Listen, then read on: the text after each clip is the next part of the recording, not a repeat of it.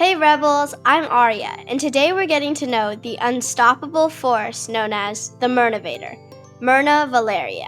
Hi, Arya. Before becoming a professional ultramarathoner running distances far beyond 26.2 miles, Mirna was actually a full-time Spanish teacher and choir director. And get this, she's also a classically trained vocalist who studied at Juilliard.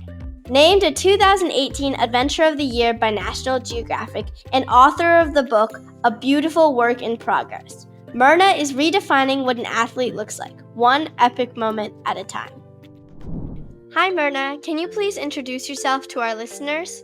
Hi, my name is Mirna Valerio, and I am an ultramarathoner, a best-selling author, a skier, a cyclist, a speaker, and a mom. Amazing! I love that you have so many passions. Can you tell us where you grew up and what you loved doing as a kid? I grew up in Brooklyn, New York, and there were so many things that I loved to do.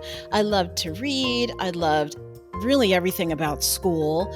I loved to play with my family, my brothers and sisters and my cousins, because we all lived in the same building. Where did you go to college and what did you study? I went to college at the Oberlin Conservatory of Music and the Oberlin College of Arts and Sciences. I studied vocal performance, so I am an opera singer and pianist, and I also studied Spanish. How did you first get into running? In middle school, I had very few friends, and it was just hard for me to connect socially with people. And so on the first day, I decided I was going to take a step and join a sport. The field hockey field was closer to me, and all I knew about field hockey was that it's kind of like ice hockey. It's kind of like ice hockey, but on grass. We did a timed mile, which was 2 loops of the very hilly campus. And it was one of the most difficult things I had ever had to do up until then. I came in, again, huffing and puffing and being really tired and thinking, I don't think this is for me. This is really too hard. If all they're going to be doing is running, I don't know if I can do it. But I stuck around for the rest of practice. But during the line drills, the coach came up to me. She said, hey, and I nodded because I couldn't talk. This is hard, isn't it? And I'm nodding again, yes. Well, you're still out here. You're doing it. It's hard, but you're still out here. Great job. Keep it up. And then she jogs away. And I could not believe my ears. What? She's not kicking me off the field and telling me to go do something else? And then the next day, my name was on the list for the team. I could not believe it. And I vowed to myself that I would work as hard as I needed to make the coach proud. And I became a better athlete just for wanting to be better and working at it.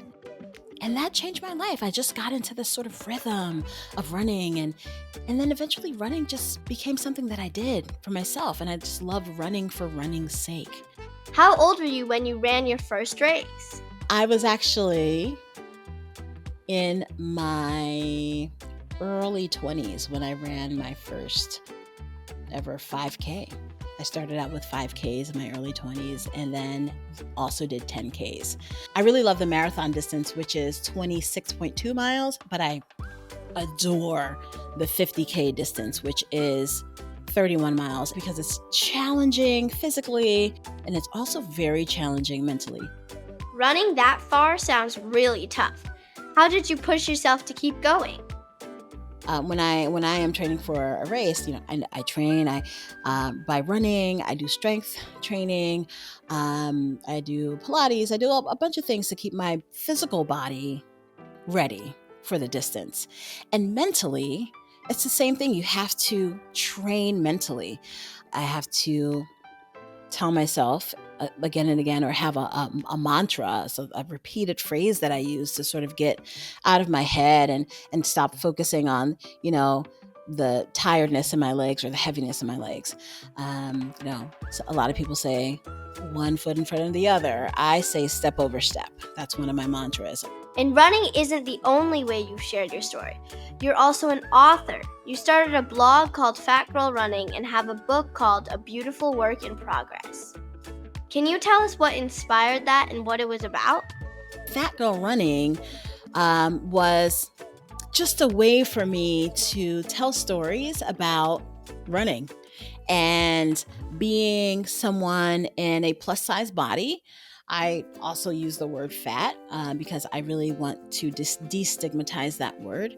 I wanted to tell stories about me running and about what people would say to me. And a literary agent reached out to me and said, "Hey, I love your blog." Everybody loves my blog all of a sudden. "Hey, I love your blog. Would love to talk to you about the possibility of writing a book." And so I got a book deal, which was amazing and just unreal. And I wrote a book.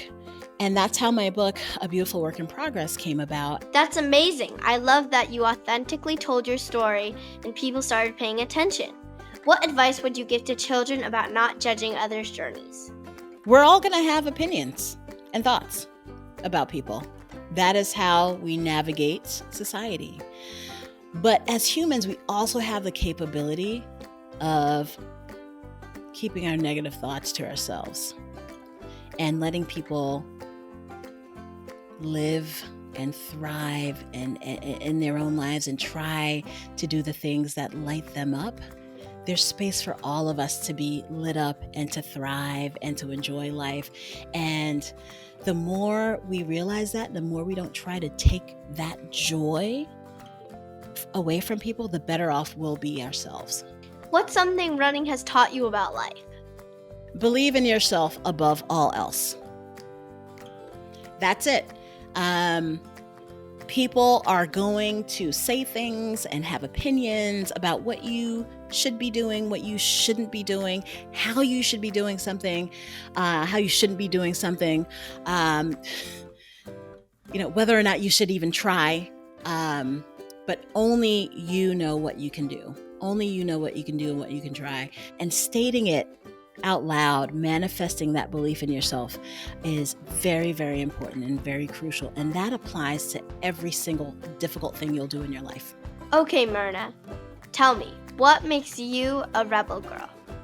What makes me a rebel girl is that despite what anyone says about my body or the way that I live my life, I am living the life that I have dreamed of. I am living my best life, and I will continue to do that as long as I can. Thanks for hanging out with us today, Mirna. It was great getting to know you. Thank you so much for having me. I had such a great time talking to you. And remember, everybody, step over step. Step over step. Rebels, we'll see you next time. Stay rebel.